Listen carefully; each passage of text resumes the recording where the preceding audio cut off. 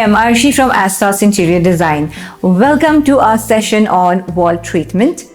Wall treatments will depend on the style that you pick. So, for example, if you have a contemporary looking style, you will have plain, simple, clean lined wall. But if you have a bohemian style, obviously you will fill your home with beautiful colors, and that also goes on the wall.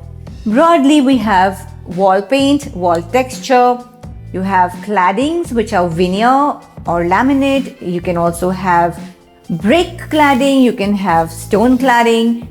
Every surface treatment would be different depending on the kind of wall treatment you have. So for example, if it is paint, you will just have a putty and primer.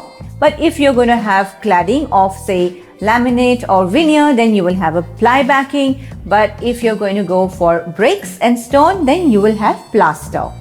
So different wall treatments will require different surface treatments. Also, while we are at the walls, we can also get into window dressings because they're also a part of our walls. While you're doing your window dressings, ensure that you take your curtains all the way down, even if they're half a window. And for some reason, if you're not able to take your curtains all the way down to the floor, then please use blinds and throw in a valance. It will look beautiful. It will add a nice touch, a dressy touch to your windows. In fact, with your window curtains or drapes, try to match them with a throw on your bed or maybe a beautiful color match with your rug or your cushions. They all give you a very nice, stunning look.